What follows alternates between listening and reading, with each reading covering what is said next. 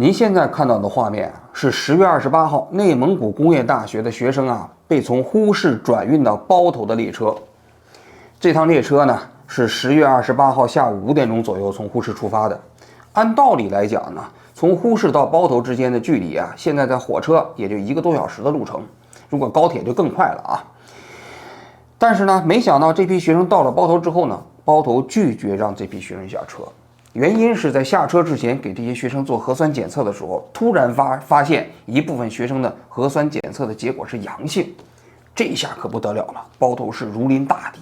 你想一想，一般的学生如果到这儿来隔离，他们是没问题的，但是如果你这一车厢的学生全都是阳性，或者说有一部分是阳性，那包头也害怕他自己被感染呢，所以就拒绝让这批学生下车。不但如此还把车厢上贴上了封条。这下学生可麻烦了，你想想这些学生在车上大家都看到了都穿的隔离服，隔离服你想想又闷热，是不是？虽然现在这个季节在内蒙已经很冷了，但是你穿着毫不透气的隔离服，在闷热的车厢里面，你想想那个状况肯定也是非常糟糕。另外一个就是这个车厢严重超载，因为运送这些学生嘛，据这个学生讲一个卧铺上坐4到5个学生。而很多学生呢，甚至就蜷缩在那个行李架上，因为要去隔离，很多学生还带着一些行李什么之类的，所以车厢里面的状况非常令人担心，所以很多学生的心态一下子就崩了，因为根本不知道会在这个车厢里待多长时间，他们就拼命的给自己的老师打电话、发微信什么之类的，老师也没办法，按道理来讲是原计划是送到包头隔离嘛，结果包头拒收嘛。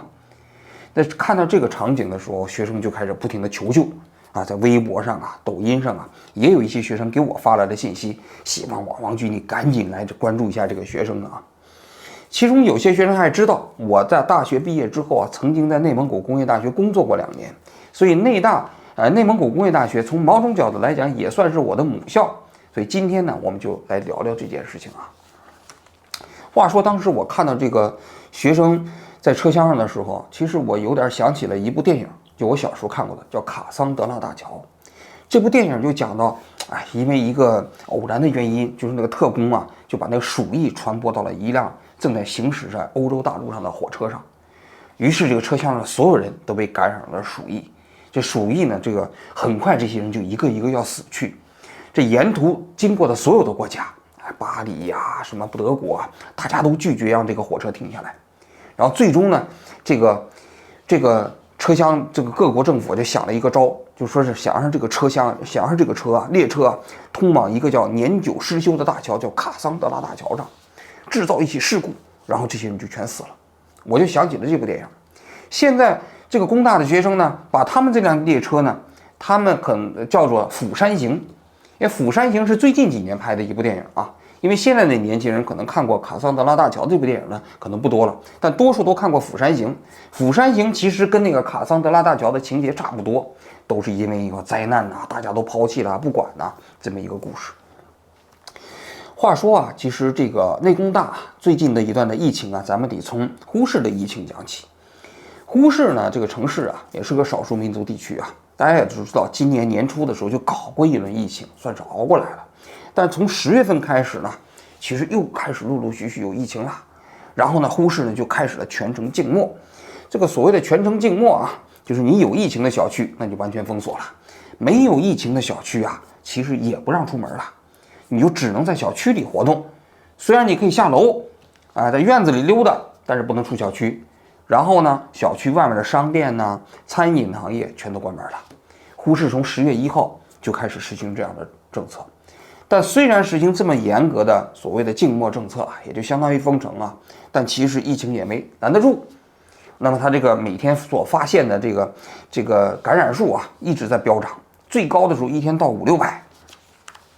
然后呢，到500-600之后，到了16大召开，又是16大，20大，在20大召开的之前的16号13、14号，你就可以发现呼市的这个所谓的这个发现的这个数字感染的数字就开始陡峭下降，一直降到个位数。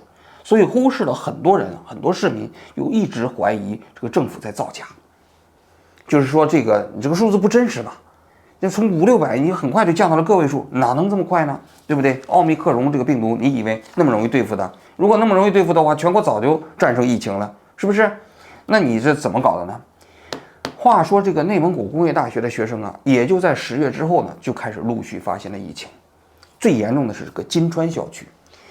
内蒙古工业大学，我给大家介绍一下，它一共有3个校区，一个它本校校区就在麻花坂，在呼市的市区之内。这个呢，当时我在内蒙古工业大学工作的时候，就在这个麻花坂校区。后来呢，陆续又发展了2个校区，一个叫新城校区，一个叫金川校区。这一次疫情比较严重的是金川校区。这金川校区其实离呼市的那个总校区有20多公里远，历史上它其实是内蒙古电力学院。后来呢，由于某种原因就合并到内蒙古工业大学了，就变成了内蒙古工业大学的金川校区。它人文学院呐，什么一些其他的学院呢，电力学院呢，都在这个金川校区。那么这个金川校区一开始发现这个有疫情之后啊，这个马上首先这个学校里的措施就是这个食堂就被取消了，就食堂关门了。当时内蒙古的那个教育厅的 APP 里还讲了，内蒙古工业大学的所有的食堂全部这个停业了以后怎么办呢？学生吃不了饭呢。然后呢，内蒙其他的那些高校的食堂啊，就给他们就驰援。什么师大的医大的这些那个食堂做好了饭给他们送过去。但尽管如此吧，说实在的，你再去送啊，其实这个你也很难满足一所学校一两万名学生的这个餐饮呐。所以学生当时被封闭在宿舍里之后啊，就抱怨说吃不上饭。所以内蒙古工业大学的学生第一轮给我爆料的时候啊，都是讲吃不上饭，说在宿舍里头一天有的时候送1顿饭。有的时候送2顿饭，一开始送，当然后来也有人给我讲啊，这志愿者有的是学生，后来学生被感染了之后就只剩老师了，然后就老师给这学生送饭，确实也负担很重。我的那些工大的那些过去的同事就讲啊，从10月份之后，确实因为压力比较大嘛，各个系的领导啊，基本都住在校区里头，不允许回家，因为校区早就封闭了，学生根本不让出校门。所以呢，这些学校的老师啊、领导啊，压力也很大，天天给学生送饭呢，陪着学生解决各种各样的问题啊。但尽管如此，这个疫情也没控制住。所以当时学生在网上抱怨的第一轮问题就是吃不上饭，而且疫情呢其实没有控制住。学生的反应就是说，当时发现疫情的时候呢，就放到教室里头去隔离，但是呢，这些阳性的学生跟所谓的密接的学生是混合在一起进行隔离的，就在教室里面。不是在宿舍里面，所以他们就认为这种隔离有什么意义呢？所以就导致疫情不断的扩张嘛。那么到了前几天，那么内蒙古的疫情大家都知道被压下去之后啊，内蒙古的这个领导呢，现在对工大的这个疫情的爆发就非常不满。10月25号的时候，这自治区的领导还是这个到工大去开会，领导班子也换了，又任命了2个新的校长，咱就不知道跟这个东西有没有关联了。总而言之，做出的指示是什么呢？就是内蒙古工业大学的学生要异地转运，就从这个呼和浩特转运到包头啊，转运到乌海啊，就这些其他的地方去隔离。反正内蒙古工业大学这个校区要空出来，即便是呼市内也转移到其他的地方去啊。那么也就在这种情况下，就10月28号这一天，内蒙古工业大学的一部分学生就被转运到包头。据说啊，这一批学生啊，在上车之前啊，可能都属于密接吧，其实都已经连续1个星期检测的时候，那个核酸都是阴性了，所以才能让他们上车嘛，去转运到包头嘛。但不知道为什么原因，到了包头之后，包头一查又变成了阳性，结果就僵在这儿了，人包头不愿意让他们下车。后来僵持来僵持去啊，据说啊，这批学生啊，到凌晨的时候才慢慢下车，等最终走入到包头的这个安置点啊。一个是石拐区的一个苏蒙学校，还有一个叫松石学校，安顿下来的时候啊，其实都已经凌晨4点了。你想想，从5点钟出发到凌晨4点抵达，11个小时的时间。而且那个里面后来有些学生也讲到了，安置点那个位置啊，都是没有网络，上不了网课，基本上相当于蹲监狱。然后那被褥好像也不是特别干净。但当地呢，因为当时那天一闹事儿呢，这个就是也都出了疫情了嘛。内蒙古工业大学的学生，学校老师一方面命令学生把所有在网上发的这个信息都删掉，而且规定任何人不能转发关于自己学校的这个信息。另外一方面呢，对这些学生呢，也施讲了一点怀柔政策，是吧？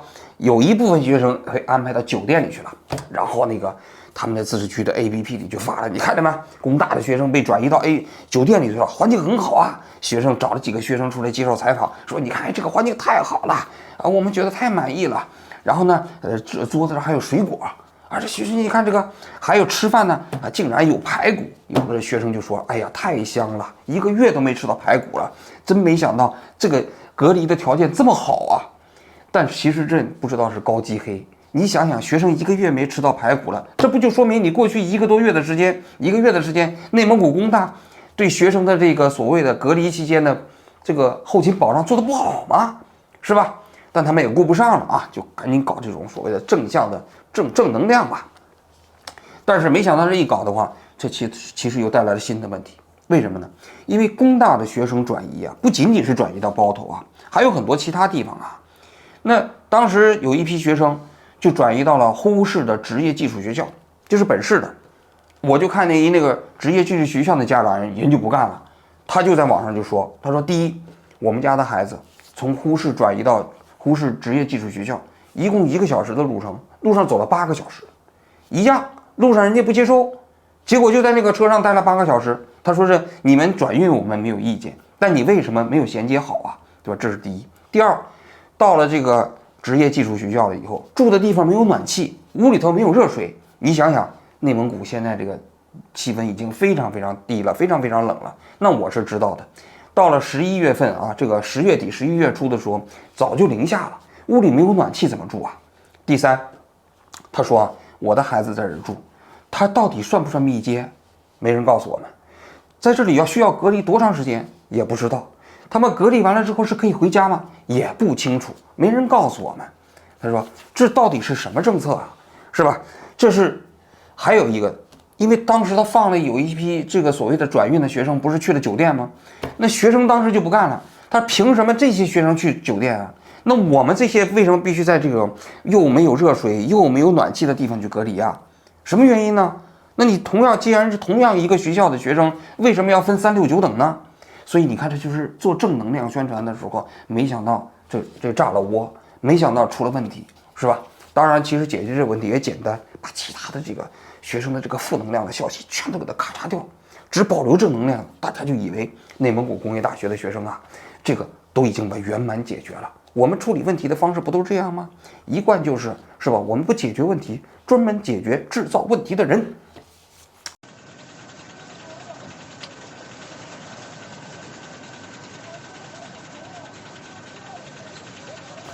与此同时啊，就内蒙古其实也制定了一个政策，就让内蒙古呼和浩特市的这个所有高校的学生要返乡隔离，啊，就是有序返乡。说白了就是不要在呼市待了，都回家去。啊，那随着工大的学生在隔离在转运啊，像什么师大呀、医大呀这些学生啊，现在都已经开始陆续踏上了返乡之路。我为什么想说这件事情啊？其实不光是因为我跟工大的这个渊源啊，其实你要知道，让这些学生都返乡啊，这件事情我觉得其实挺意味深长的。为什么呢？因为这个其实疫情一转眼已经过了3年啊。你要知道，3年前入学的这批大学生，他们很可能整个大学期间这4年都是在疫情中间度过的。所以我就在想，这个疫情对这一代大学生将会构成什么影响？未来啊，也许会出现一个叫所谓的新冠世代的大学生。大家可以想象一下啊，前一段时间兰州的文理学院那些学生在校内被隔离，差一点跟当地政府闹成了那样的一个冲突。上海财经大学的学生被转运。我前一段时间做那个新闻的时候，还曾经放过一个女生在那个地方啊，近乎崩溃的语气在讲，她几个月来一直在被隔离，而现在内蒙古的这些大学生都被干脆送回到家里头去了。要知道啊，内蒙古呼和浩特市的大学生啊，他们其实上个学期1学期就没有来学校，也就是说这1学年他们其实就是9月份开学之后在学校待了这1个月，然后就遇到疫情了。然后就是不允许出校了，然后就是隔离，然后就是转运，然后就是回家。你想，这1年就这么过去了。那这些大学生在学校能学什么？所以我就是在想啊，所谓的新冠世代的大学生啊，将来可能会有这么几个特征。第一，他们虽然上过大学，但们可能基本上没有受到一个完整的教育。你想想，要么是在家上网课，对不对？要么就是在隔离期间面对不停的核酸检测，然后无休止的转运呐、隔离呀，能上什么课？文科有些课，说实在的，上网课还可以，但理科的那些课呢？内蒙古工业大学可是一个工科的课啊，有很多实验课啊，有很多这种你必须做实验的过程中间你才能了解的呀。那你现在上网课，你这大学不相当于上了个函授吗？那函授大学，你想想跟过去的正规的大学比起来，那差好几个等级的。那很多所谓的新冠时代的大学生就变成了函授生，这是第一。第二，可能他们没有正常的社交。你想想，大学生啊，风华正茂的年纪，是吧？我们大多数我们那一代的学生啊，都是上大学才第一次谈恋爱，建立起来我们人生成人的所谓的最初的那种社交网络。我们人生中间很多好朋友都是大学期间建立起来的，但是这个建立起来的是因为我们大学有各种各样的社会活动，班级里头啊，以及校园里面有各种各样的社团呐，是吧？组织在一起，大家互相认识啊，然后就形成了人生中间最重要的友谊。但是现在呢，隔离之后呢，这些大学生还能搞这些活动吗？不可能了，对不对？基本就给你隔离在宿舍里头，你还搞什么社团活动啊？你还搞什么这个？你谈恋爱啊？你谈什么恋爱？只能跟你宿舍的上下铺的人谈恋爱了，全是同性恋。你想想啊，对不对？你想见着个异性，你见得着吗？你见不着啊。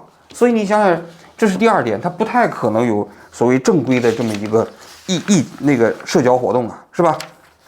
第三，在他们的记忆中间，基本就是关于对疫情、对这个社会控制的这种记忆，是吧？天天听到的都是啊，核酸检测、隔离、转运，新闻发布会，什么时候解封，能不能解封，对不对？然后不能解封的过程中有没有饭吃，在他们的青春记忆里头全是这些概念。你想一想，那他对这个社会怎么理解？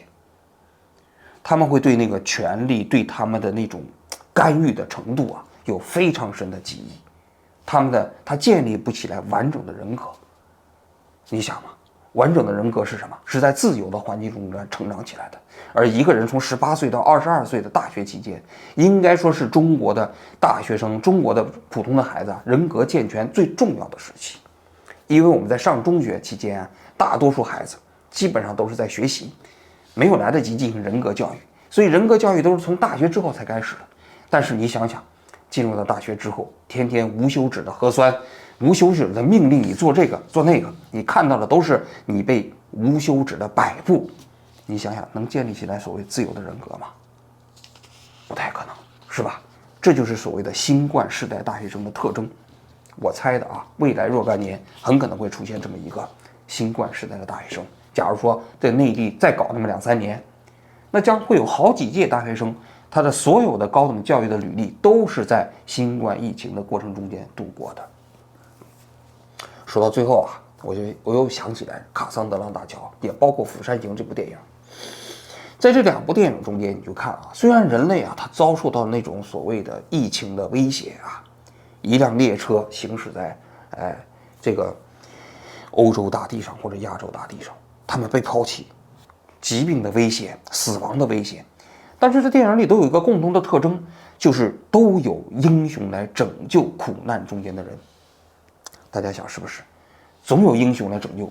当那些整个人世间充满了阴谋诡计，想要抛弃这些人的时候，那些英雄会挺身而出。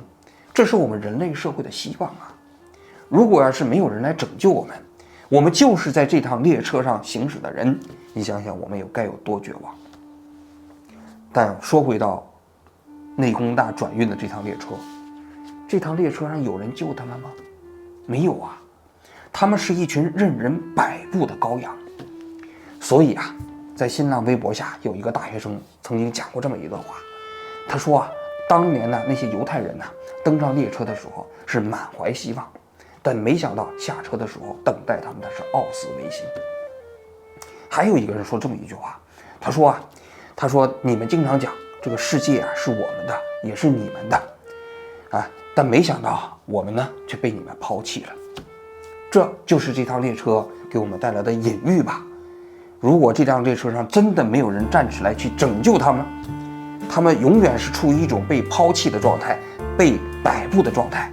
那说到底呀，其实这辆列车所有的人，即便有一天被隔离了，从隔离走出来，他们的内心也会充满着